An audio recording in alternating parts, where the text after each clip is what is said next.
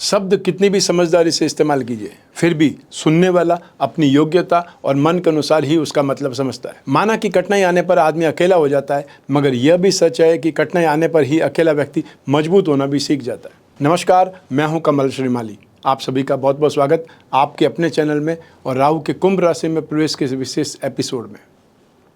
यह एपिसोड आपकी राशि, नाम राशि अर्थात मून साइन पर आधारित है। एक छोटी सी अपील है आपसे कि यह चैनल और इसका हर एपिसोड आपके जीवन में सहजता, सुख, शांति, समृद्धि के लिए हमारा प्रयास है।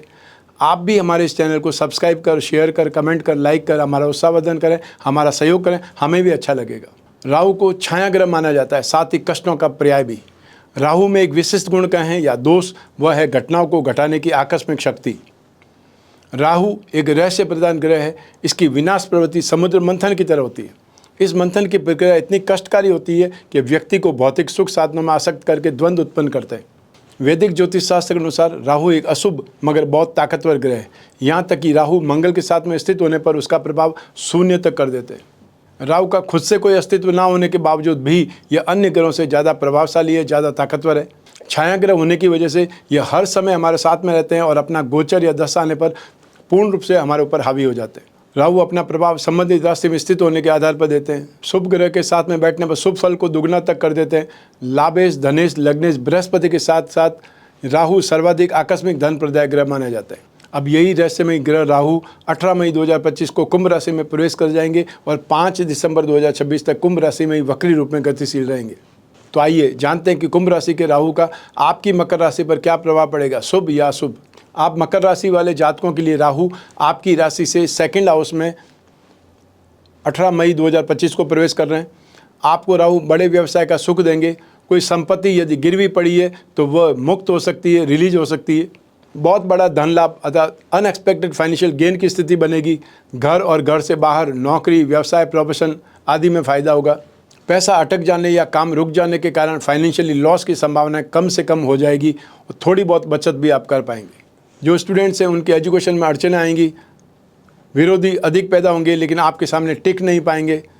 आंखों में इन्फेक्शन या आंखों में परेशानी रहेगी। इस समय सावधानी ज़रूरत से ज़्यादा ज़रूरी है।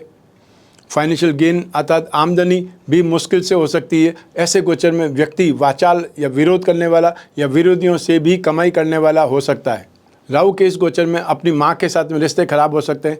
आप अपने शब्दों से खेल सकते हैं और ज़रूरत पड़ने पर सच्चाई को छिपाने की कोशिश भी कर सकते हैं, अर्थात स्टाइल से झूठ बोलें कि वो झूठ पकड़ा भी जाए तब भी आपको इनको बहाना बना करके बच सकते हैं।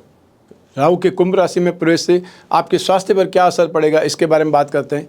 राशि से सेकंड भाव में आए राहु की पूर्ण दृष्टि अष्टम मारक भाव पर पड़ती है, जिसके प्रभाव से पेट संबंधी बीमारी आपको परेशान कर सकती है या गले या दांतों में कुछ परेशानी का सामना करना पड़ सकता है। जीवन साथी या संतान को जहरीले जीव जंतुओं से खतरा हो सकता है। फूड पॉइजनिंग हो सकती है। अपने ही कड़वे शब्दों से, अभद्र भाषा से नुकसान, आँखों के रोग, धोखा खाना, भारी खर्च, आकस्मिक धन हानि और परिवार में वाद विवाद जैसे अशुभ फलों का सामना करना पड़ सकता है। आइए अब बात करें आपके आर्थिक पक्ष की और व्यावसायिक पक्ष की। राहु का यह गोचर आपके लिए फाइनेंशियली कुछ अनस्टेबिलिटी ला सकता है।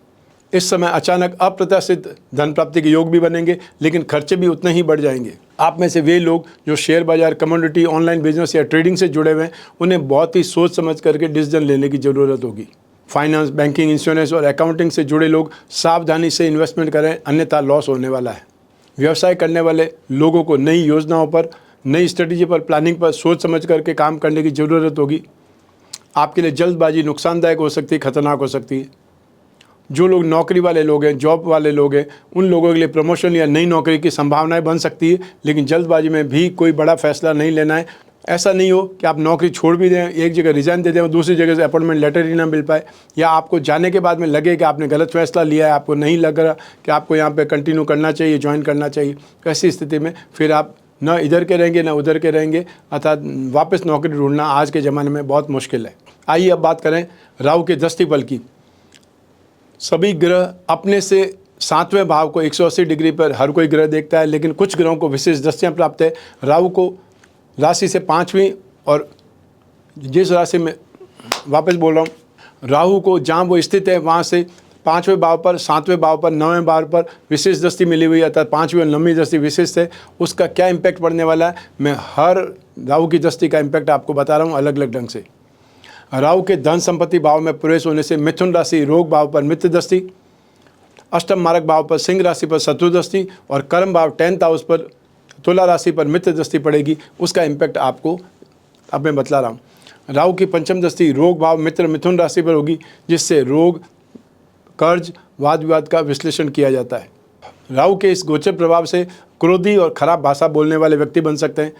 आपके कटु शब्दों के कारण, आपके अभद्र शब्दों के कारण खानदान से मतभेद या दूरी बन सकती है। स्वास्थ्य संबंधी दिक्कतें जैसे पेट की समस्या, लीवर से जुड़ी परेशानियां और एसिडिटी बढ़ सकती है। आइए अब बात करें राहु की सप्तम दृष्टि की। राहु की सप्तम दृष्टि अष्टम मारक भाव शत्रु सिंह राशि पर होगी, जिससे आयु, एक्सीडेंट, पूर्वाभास या गूढ़ विद्या आदि का विश्लेषण किया जाता है। व्यापार में रिस्क लेना यहाँ पर नुकसानदायक वो साबित हो सकता है। आपको बहुत मेहनत करनी पड़ेगी। राहु के इस गोचर में शरीर मोटा होने लग सकता है, अर्थात ओबेसिटी वाली प्रॉब्लम आती है और बहुत कामुक होने लग जाते हैं। राहु गोचर में आप घमंडी, अहंकारी या चोरी चकारी में शामिल होने वाले, दुर्भाग्यशाली और अपने से लोअर लेवल वाले लोगों से संगति करने वाले बन सकते हैं।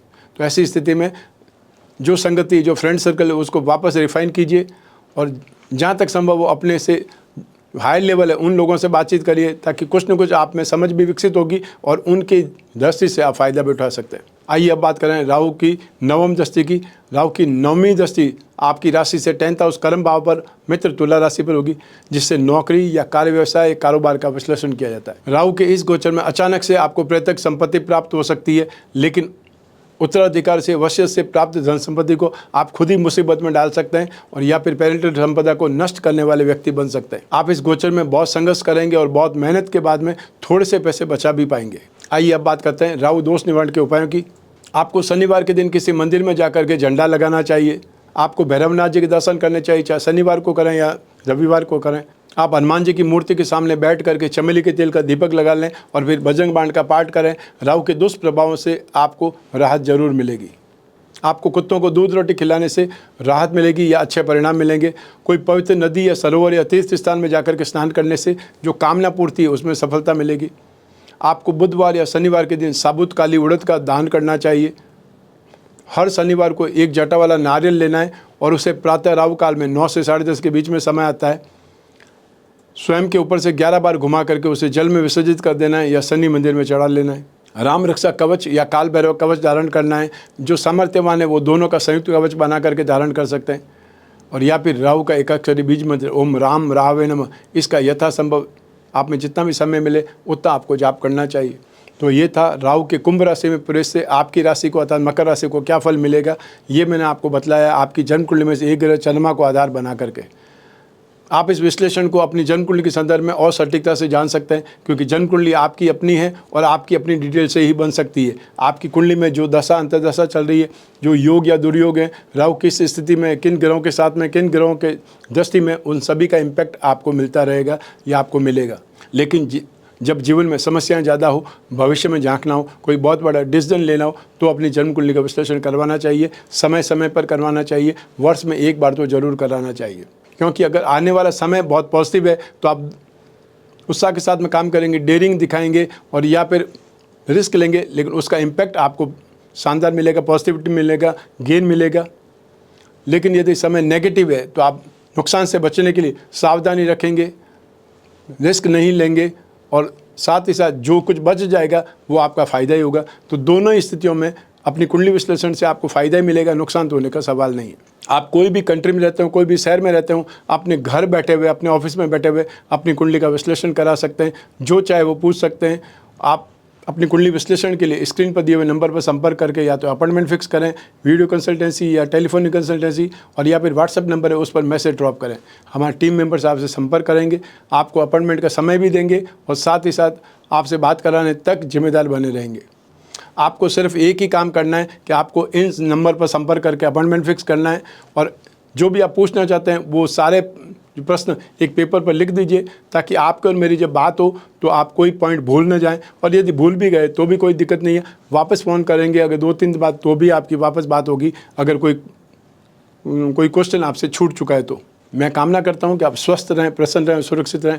अपना और अपने परिवार का बहुत बहुत ख्याल रखें। आप सभी को मेरा नमस्कार, बहुत बहुत शुभकामनाएं। ईश्वर आपकी रक्षा करे। धन्यवाद।